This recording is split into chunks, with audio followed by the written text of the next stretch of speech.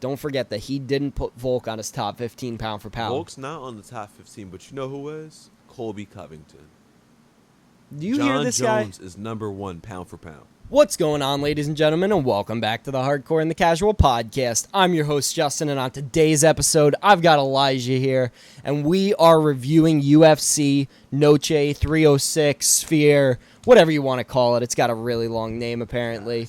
It was a spectacle, to say the least. The Sphere itself was amazing. The Sphere itself took the show, basically. It was the exact thing that Sean O'Malley was afraid of. Yeah. He was afraid that the star of the show wasn't him. It was the Sphere, and it ended up being that. So, absolutely, top to bottom, the card was pretty good. The first couple of fights on the main card really secured this as a really good night. I know the main event and the co-main weren't great, but look at it from the perspective of an MMA card rather than a promotion like WWE. This isn't the WWE. This isn't the WWE where you get to choose and pick who wins. And if you look at it purely as an MMA card, this was a very great card. And the atmosphere just made it 10 times better. Yeah. Do you have any opinions on how the Sphere went? Oh, man, just looking at the Sphere and just all the presentation of it, everything was great. The ring girls. Oh, those were awesome. The ring girls were awesome. Yeah, seeing them dressed up, then changing in different ways, that was cool. The card was absolutely phenomenal. Dana definitely put his work into this, and we are happy with it. Yes, I was very happy with it. We started off the night with Rojas Jr. picking up the decision win against Olichi Lang. It was a good fight. I was watching it on my phone. I wasn't exactly in front of the TV at this point, so I wasn't paying too much attention to it. But Rojas Jr. does look like he is improving. He does look like he is getting better. Apparently, his walk-around weight is 10 pounds heavier than when he started. He's still in the same division, but he is now walking around heavier, which makes sense. He came in when he was 17. He's now 19. People usually grow a lot during those years. Yeah. So he now has a more complicated weight cut, but it is working in his favor because he does look like he's getting better, stronger. So it was a good fight against a pretty good opponent. This puts him in a good position to get maybe a top 15 guy in his next fight. Yeah. He had one setback. I still think this guy's on track to becoming the youngest champ of all time. Everyone takes a loss. He has 4 years. Yeah. Because John Jones did it when he was 23. And that's still the record to this day, was 23. So he has still got 4 years to win a world title, to become the youngest champ of all time. I think it is possible. It is. And with a champ now in that division like Merab, he has a very good shot of having all the tools to beat someone like Merab. He might get out-grappled, but Rojas Jr. is very good at grappling too. It is hard to bet against the younger guy, man, especially when they're fresh and they're on their game. And Merab's 33. He's 33. So within the next 4 years, Rojas can be 4 years older. He could be bigger, stronger. And at that point, if Merab is still champ by then, he'll probably be around 3 years older. Yeah. Man, 36 at bantamweight, that's difficult. That's not an easy thing to do. We don't see Merab holding that belt for too long. No, I don't either. I think there are guys in the division that have the capability to beat him. Yeah. Umar. But we'll get to that later and talk more about that when we get to the main event. So that was Rojas's fight. Also, one of your girls, Caitlin Souza, she ended up winning. She beat Yasmin. That was a submission in the first round. Yeah. I picked Yasmin. You had Souza. You had that win. Then we moved up. Manuel Torres versus Ignacio Bahamondes. Bahamondes went out there and put on another performance. Got a big knockout in the first round. I have some opinions about this. Brings up Roosevelt Roberts. Because Ignacio Bahamondes' biggest highlight reel is his spinning back kick to Roosevelt Roberts. Yeah. Roosevelt Roberts is on like a 4-fight losing streak, and he's now getting not Ludwig Klein. I'm thinking WWE. Klein. I know his last name's Klein, and he has a win over Ignacio Bahamondes, and he's also on like a 3-fight win streak. Yeah. It doesn't make any sense to me why he's fighting Roosevelt Roberts in a couple of weeks. But whatever, we'll get to that when we predict the next card. I think it's going to be on the next card, so next week we'll do that prediction. Huge betting favorite for him. We'll get to it next week. But it's just something I wanted to rant about. There's no reason for Roosevelt Roberts to be in such a high-profile fight like that. Yeah. But back to this card. Manuel Torres looked good, but he ended up getting knocked out. Ignacio did a lot of slip-back right hands. Hit him with it twice, knocked him down both times. The second time put him away.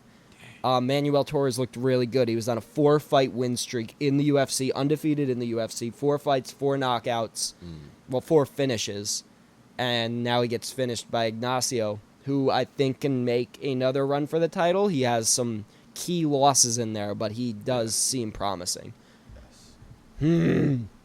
Next up is Irene Aldana versus Norma Dumont. Did you see the cut? I didn't see the cut. Look up the cut. You talk about the big cut right here in the eye? Yes. Oh, I saw it. That was nasty. The split.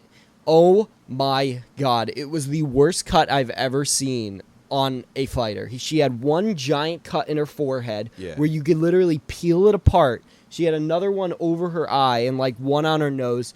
It was the most gruesome thing I've ever seen inside of the octagon. That was a bad cut. That was her fight? Yes, that was her fight. Irene Aldana was the one who got, she got the cut. Ooh. It was bad, man. That was, oh my God. I don't even think there's much else to put out there. I feel like we all just agree that it's really bad. There's not much to really talk about. It was just a really gruesome cut. If you haven't seen it, if you didn't watch the prelims, go check out that cut. I'm sure most of us have probably seen it by now. There's videos of the doctor in the back just going and spreading it apart. Oh, my God. It wasn't good. It wasn't good. Let's move on. It's bad. Apparently like 50 stitches or something like that. That's bad. That was a nasty cut. So next up was one of my key victories. You had Ode Osborne. I had Rodriguez. Do I think that Ode actually won the fight? Maybe. I think you might have been robbed because I had Ode Osborne winning the fight. Bad night for Mexicans, by the way. It was a bad night for Mexicans. It was the center of attention for the night, and barely any of them won. But this was one of the wins. It wasn't a dominant decision. It was I don't know, man. I think Ode Osborne probably did enough to win. I think Ode Osborne also probably gets cut after they see he's 12 and 8. Won the fight. I thought he won the fight too, but he didn't. I'm calling for an interim title reign. Yeah, oh, great. There was your opportunity. Yes. You were talking about it before the podcast started of how you could squeeze in an interim title reign. Apparently, you just found your way. But yeah, pretty good fight, but it was nothing compared to the next fight. Now I get to talk about Zellhuber versus Ribovic. This was the greatest fight I have ever seen in my life. I've watched a lot of UFC fights now. I've went back into the past, and I've watched a lot of really good ones. Yeah. I've watched some of Dan Henderson's bangers. I've watched so many really, really high-level great fights. Yeah. This tops them all. This is my personal, in my heart, favorite fight. It didn't have the most on the line. Yeah. Like, a lot of the greatest fights of all time were like title fights. Yeah. They were like greatest title fights of all time. This was just straight out one of the best fights I've ever seen. I was standing here with Matt, and we were just standing and watching the screen, and every couple of seconds we would scream. Yeah. Like, it was... Zellhuber was taking so much punishment. And like I was telling you, he was just running around the octagon, just kept on running and circling around the octagon. Ribovic would hit him really hard, knock him up against the octagon, and then Zellhuber would just move and dodge. If it was Izzy versus Alex Pereira, they would have stopped the fight. Because you remember when Izzy was just like ducking and dodging out of the way from Alex, and then the fight was called off? Yeah. Zellhuber did this like 20 times. 20 different occasions where it looked like he was done. Yeah. And he just kept on moving, circled away, and then kept on banging out. It was sick. If you find time, go watch this fight, please. If you haven't seen it, go watch it. I know a lot of people probably started watching the card around the Brian Ortega-Lopez fight. Yeah. But if you missed this fight, go back and watch it. If you don't have time to watch the full thing, watch the last 5 minutes, the third round. Just watch it. It was amazing. The third round was so sick. First round starts off kind of slow, so if you go back and watch it and you're watching the first round and you're like, this fight's not all that. Oh, it's not that good. Casual statements. Just wait. I mean, you just keep watching. The first round wasn't that great. I thought it was kind of boring. And then the second round, they turned it up. And then the third round, they just kept on going and going. It seemed like they had more energy in the last minute than they did in the first. But I think it's also because they lost respect for each other. They lost respect for each other's power. So they just started swinging on each other. That's crazy. Lost respect for each other's power. Yeah. They just decided, you know what, I'm not getting knocked out, so I'm just going to go down swinging. So they just swung. They just kept on swinging, and it was a pure boxing fight. I don't think either of them threw a kick almost the entire time. They just stood and banged, just at boxing range, just kept on throwing at each other. It was great. There's not much else I could add to it. Go watch the fight if you don't think I'm right. Especially the last 5 minutes. Last 5 minutes. Go watch the last 5 minutes, and it secures the entire fight as GOAT. But to the analytics side of things, that was the fight side. The analytics side of things, Ribovic, 14-1, knocked out Terrence McKinney, had this banger of fight versus Zell Huber. Just give him a top 15. Yeah. I know he's only had so many fights in the UFC. Give him a top 15. I think he could do great in the top 15. This guy is a stud. Zell Huber's also a stud. It was a close fight. Very close. But let them break away and come back to each other. Yeah. But Ribovic should get a top 15 opponent now. I'm trying to think of who's not matched up in the top 15. I think RDA is still in the top 15. Oh, no, RDA has a fight. Yeah, I'm not sure. I'd have to look at the list of top 15 guys, but give him a top 15 guy. He deserves it. Maybe the winner of Benoit Saint-Denis versus Moicano, or the loser of Benoit Saint-Denis versus Moicano would be smart. But yeah, this guy doing great things. Zell Huber, great performance. He made the Mexicans proud. Didn't end up getting the win, but they're both lightweights? Yeah, they're both lightweight. Put him against Dan Hooker. I'm in. Dan Great fight. Hooker. So, yeah, so now moving up to one of the probably the most important fight of the night, in my opinion, just because the other two are going to be so boring. Brian Ortega versus Diego Lopez. Diego Lopez almost finished him in like 30 seconds. He hit him with a right hand and a left hook. Right hand put him unconscious. Left hook woke him back up. I saw something about that. It did. It straight up did. Then Ortega did a lap around the octagon running away. Lopez got him to the ground, like knocked him down again. And instead of letting him back up and keep on throwing, he got to the ground. He wanted to submit him, and that cost him a finish. But I don't think it matters because he's top 3 now. Yeah. Does he put on a performance like that against a Volkanovski, a Max, or an Ilya? I don't know. I have to stop counting this guy out. Yeah. But I don't know. I just don't know. He doesn't seem like the best fighter. Yeah. But he's a DDP. Yeah. His technique doesn't seem great. He seems kind of off in places. He seems like he has holes, but yet he keeps on winning. So, I don't know. He seems great. He's been doing great. Brian Ortega, tough loss for you, man. I feel bad. I love Brian Ortega. But for him to be ranked under Yair now makes no sense to me. He was placed one spot under Yair. Doesn't make sense. He just beat Yair earlier in the year. Yair hasn't fought anyone since. Doesn't really deserve to be that high. I think Brian Ortega... I think Yair versus Diego Lopez is the fight to make, honestly.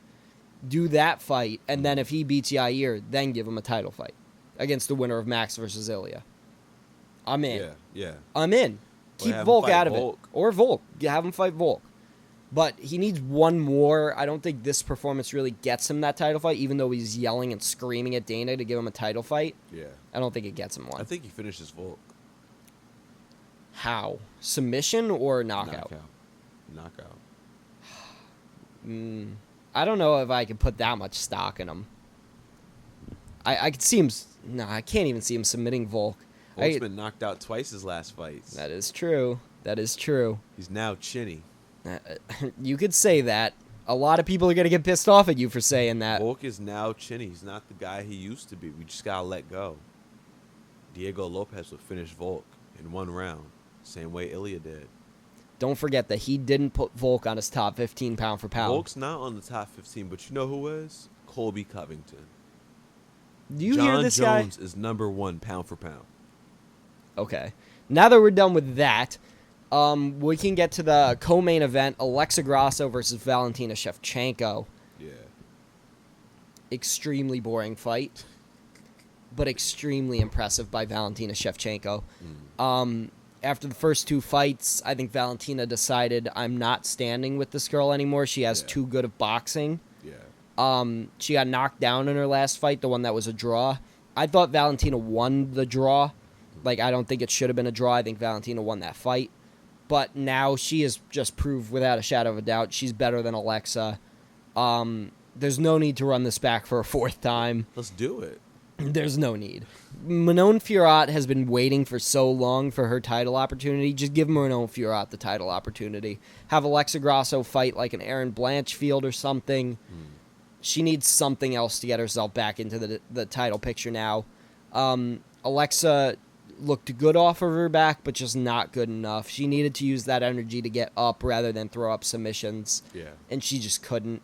Valentina had like 15 to 20 minutes of control time in a 25-minute fight.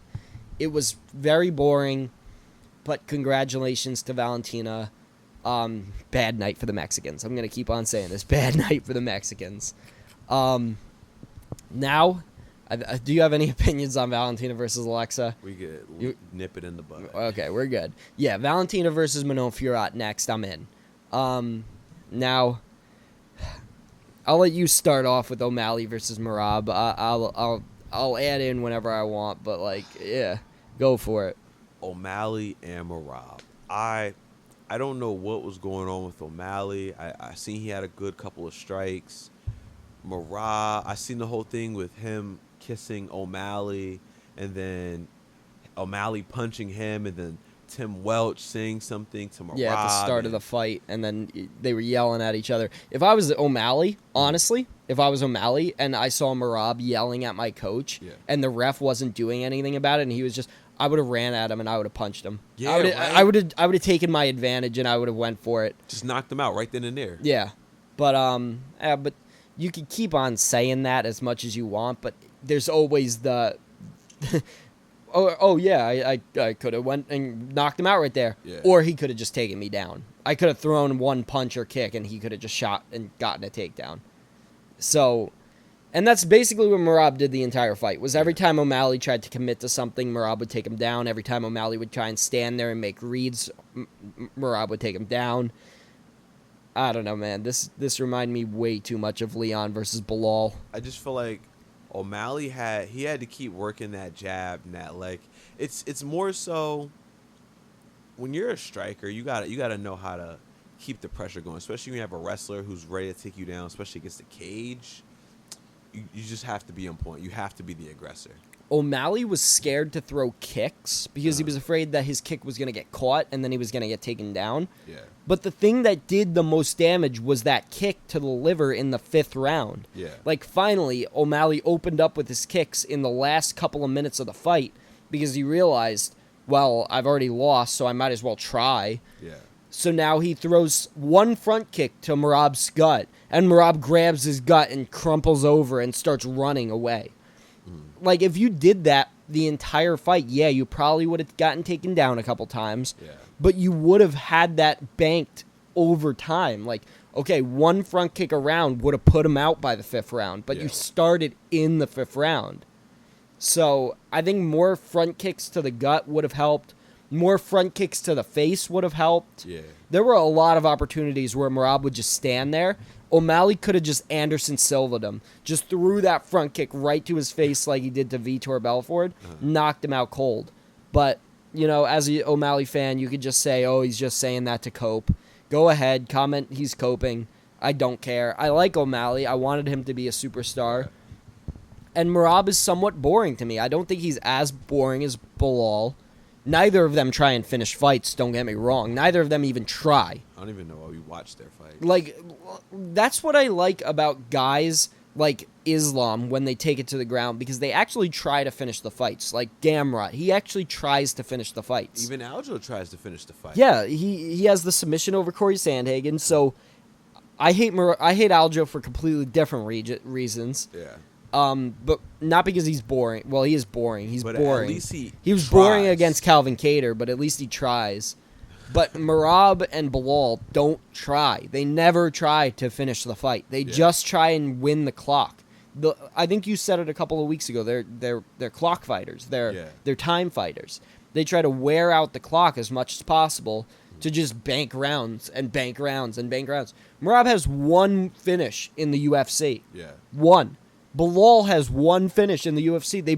They both fucking suck. But the problem with them is that when they do stuff like that, it leaves them very susceptible to the last round. Like even what you said, O'Malley with the kick to the gut, or Leon with those elbows that could have easily ended the fight. And it's like, bro, where was this the entire fight? Yeah. It's timidity from not wanting to get taken down. Yeah. And that's why they wait until the last minute to really go hard and empty the gas tank. But guys need to start to learn, just get taken down. Yeah. You still need to go for it, or else this is going to be the outcome to every wrestler versus striking matchup. Yeah. It was what Dan Hooker was doing against Gamrot. Dan Hooker wasn't afraid to get taken down. He got taken down, and then he got back up, and then he kept on fucking him up. Yes. Every round starts on the feet. Exactly, and Dan Hooker did great against Gamrot because he just kept going. He put the pressure on Gamrot. He tried to draw out the takedown by putting on pressure. So then he knew when Gamrot was going to shoot because he was timing it. Yeah. He's putting on enough pressure so that he knew Gamrot's about to shoot right now, I can sprawl. Gamrot's about to shoot right now, I could throw the knee. I could throw an elbow. I could throw an uppercut. Guys need to stylize their way of fighting off of how Dan Hooker fought Gamrot. Yeah. That is the perfect way to fight a wrestler. Or if Dan Hooker fought Dustin Poirier. Yeah. But, like, and you could even see in that he opened up more against Dustin. Like, he was really throwing combos. But still, against Gamrot, a lot of front kicks to the body, a lot of jabs to the body. It was also what got him knocked down in the first round, though, was throwing a jab to the body and getting caught. Yeah. So there are ways that the wrestler can counteract that, but you need to try something. That's the biggest problem, is you need something. You can't just sit there and watch, because that was the problem that O'Malley had, was he was just watching. He didn't try anything. He just watched. But what does this mean for O'Malley? he said he was. I watched this podcast. He said he was going to take 9, 10 to a year off. Don't do that. That's what he said he was going to do. Yeah. I think it would be smart to set up a fight against Henry Cejudo. I think him versus Triple C would be fun. Yeah. They have a lot of beef already. And I think that the winner of that could get a rematch against Merab. But if you wait 9, 10, 12 months, people are going to pass you by in the division. Yeah. Because there's studs, all studs in the division. What's next for Merab should be Umar. It should not be Davis and Figueiredo. Merab said he'd rather Davis and Figueiredo than Umar. Makes no sense to me. As long as they take the belt from him. Umar beat Corey, Yeah. who beat Cheeto Vera. Yeah. And Davis and Figueiredo just beat Cheeto Vera. Yeah. So you're saying that the guy who beat Cheeto is more deserving than the guy who beat Cheeto?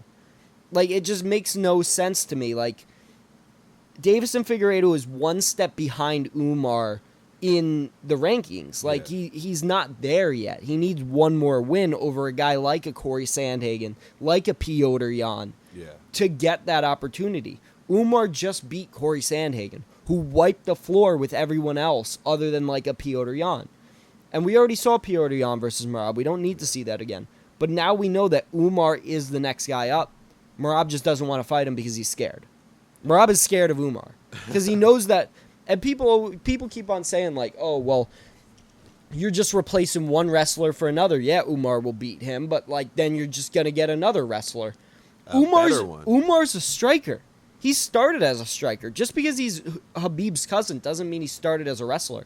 Umar was a striker long before he started to wrestle. Yeah. Umar is great at wrestling, don't get me wrong. I mean, look where he comes from. I mean, he has to be. He's got the pedigree. Yeah. But he started as a striker. He is entertaining as a striker. He does have good striking ability. And he's probably one of the best strikers out of the Nurmagomedovs. Exactly. He outstruck Corey Sandhagen. Like, you can say whatever you want about Corey being scared about the takedown. Same thing with this fight. Yeah. Yeah, he was scared for the takedown, so he threw less punches. But Umar did outstrike Corey Sandhagen. But it's just a fact. Merab is like, why are you scared? You just fought one of the best strikers in the division, and you're a good wrestler. It's like, if you have good wrestling, you just beat one of the best strikers in the division. Who cares about the next guy up? You're the champion. Because Umar has better grappling and better striking. And Merab knows that.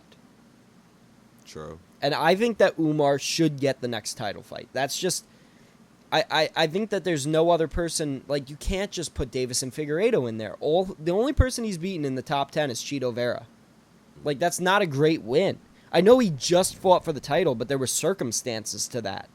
He lost to Corey Sandhagen before that. Yeah. And Corey lost to Umar, so Umar should be ahead of the pack.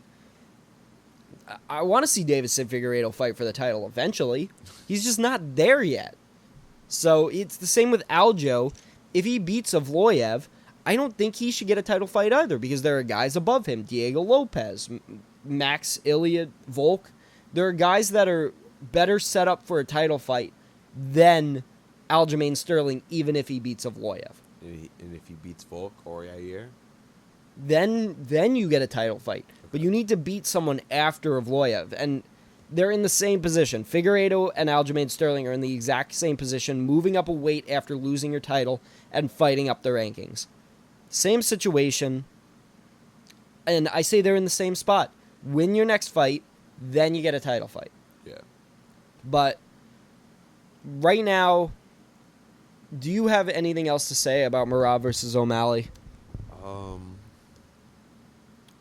Interesting card. Glad it was on the Sphere. Sphere was great. That's what I was going to talk about next. Love the presentation about it. So I'll just leave it at that.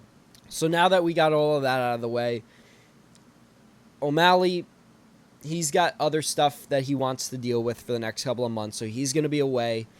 Congratulations on your title run. People are saying that it was a bad title run in retrospective, but I think it was better than Aljamain Sterling's title run. I mean, winning by DQ, winning a split decision, beating a one-arm fighter, winning another split decision, and then getting knocked out is not the greatest title run. 4 wins. Whatever. It's not the greatest title run. At least O'Malley had a knockout and a pretty clear unanimous decision. All right, that wasn't a knockout. Aljo wasn't finished. It was a knockout. That was a robbery. Aljo it was a better knockout than Alex Pereira's knockout of Israel Adesanya. Knockout. No. Yes, it was a better stoppage. Here's the thing with that. If you're comparing that, Aljo was still fully functional. It's not like Sean was like laying the hammer on him. Like, if Aljo just would have like turned up and got up, he was on the ground. Izzy was standing. He wasn't out though. The thing about Izzy is Izzy wasn't out too. He was standing. Izzy's a bigger star than Aljo. So when you see a guy like Izzy, and you see like how Alex Pereira is hitting, he would have killed Izzy. No, he wouldn't have. Izzy's taken that punch before by Alex, and he's been fine. knocked out. Yeah, and he's fine. He was the world champ after getting knocked out by Alex Pereira. So what if it happened again? They couldn't tarnish his record like that. Not in the UFC. You did tarnish it. But no, Aljamain Sterling got punched 20 times on the ground, and then they called off the fight. He was done. You got punched 20 times on the ground. You're done. You got knocked down, and then you got beat up. That was how that fight went. Nah, he didn't lose. Whatever. But yeah, so now just to talk a little bit about the real star of the night, the Sphere. Dana, please go back to the Sphere. I think we're all calling for it. I think we all want it. It was special. It was unique. There's nothing ever done like that for the UFC. Yeah. Every card is the same. You either get your Apex cards with a small crowd, or you get your regular cards with a big crowd. Yeah. Those are your two options usually. And then you get something like the Sphere, and it really puts in perspective how much we're missing from the aspect of entertainment value. Yeah. Like, the fights are supposed to be the star. Yeah. And the stars are supposed to be the stars. But the Sphere gave it more. It gave it that extra push that it needed to become a huge card. I think the crowd was kind of dead a lot, but I think they were kind of mesmerized by the Sphere. Overall, the Sphere was awesome. Yeah. The way they did it was awesome. The stories that they told were awesome on the Sphere. And I think that they should definitely do this again, maybe for International Fight Week, 4th of July. Give us some American stuff. Put an American in the main event. You know what would be awesome? Strickland. No. You know what would be awesome? Give us International Fight Week next year. John Jones's retirement inside of the Sphere versus Tom Aspinall for 4th of July. Independence Day against a British dude. That would be awesome. That would be awesome. On the American side, if he loses, there's going to be a lot of problems. There would be a lot of problems. Yeah. But hey, Mexicans had a bad night this night, so I mean, maybe Americans have a bad night next year. But we can't take that level of disrespect. No, we can't. But I don't know what they want to do with the Sphere. I know that they're under contract with the MGM, so there was a deal that went on. It wasn't like they're allowed to go to the Sphere. They had to actually get permission. Yeah. So once the deal's up with MGM, maybe they go back to the Sphere, but I don't know when that deal is up. I didn't do any research on that. I just know about what Dana White has said in press conferences and stuff like that. And he never went into too much detail about when contracts end, how often the Sphere is even open for being able to be booked. The Sphere might be booked up for next July, so we don't know. But yeah, I do think that they need to go back. It was special. It was unique. It was awesome. It gave the people here a good experience. It definitely gave the people there a good experience. I would have loved to seen it live. Yeah. So overall, I was a huge fan of the Sphere experiment. I'm still a huge fan of O'Malley. I still love Valentina, even though she put on a boring fight. I'm still doubting Diego Lopez, even though I keep saying I'm gonna stop doubting him. I'm still somehow doubting him. And Zellhuber versus Ribovic was my favorite fight of all time. Do you have any final thoughts you want to get onto the internet before we leave? Man, I don't know. There was something so special and great about that card. The next one just has to be even so fulfilling. We need a great fight. We need a great knockout. The UFC just has to keep building and building. If they want to do the square, the triangle, be my guest. But whatever they do with this entertainment, I like the way they did it. And it was definitely a great night. It was. So please meet us back next week. We're going to be doing Moicano versus Benoit Saint-Denis predictions. I have a small segment. Go for it. Small segment. Canelo versus Barlinga. Go for it. I know Canelo won. I have no clue anything else, so go for it. Two good boxing fights. The Caleb Plant fight, I forgot who he's fighting, but he got knocked down and then completely won the rounds after it, dismantling the guy. And then we go to Canelo versus Barlinga. That was a tough fight. That was probably one of the best boxing fights this year. Barlinga showed he had heart, went the full 12 rounds after being knocked down, I think, in the second or third round. That was a good fight. And keep your head up, champ. Canelo, you have to fight Benavidez. You cannot keep ducking your mandatory. He is your mandatory fight. You have all 4 belts. If he has the interim belt, you have to fight him. That's it. Oh, it's almost like we have a situation like that in the UFC. Huh. Tom Aspinall versus John Jones. That's completely different. Aren't you a proponent for Stipe versus John Jones, and you don't think Tom Aspinall should get the fight against Jones? I do understand where you're coming from. You're hypocritical. But Canelo's 33. David Benavidez is 27. Those are close in age. Those are good boxing primes. Whereas Tom Aspinall's like 30, 31. John Jones is like 37. Like, come on. What's your point? The best should fight the best. The interim champ should fight the champ. So, okay, Floyd was 36 and he fought Canelo when he was 24. Canelo should do the same for Benavidez. I agree, and I think that John Jones should do the same for Tom Aspinall. We'll get there when we get there. Whatever, we'll be talking about that in a couple of months. But, all right, so the Sphere card was awesome. Meet us back for Moicano versus Benoit Saint-Denis next week. Then, after that, we will have UFC 307 predictions for Alex Pereira versus Khalil Roundtree. So keep on coming back. I'm back into posting some shorts now, so maybe a couple more people will get involved in the channel. We're growing every day. So thank you, Elijah, for being here. Thank you guys for watching. I've been your host, Justin. Please like, share, and subscribe. This has been the Hardcore and the Casual Podcast. Peace out.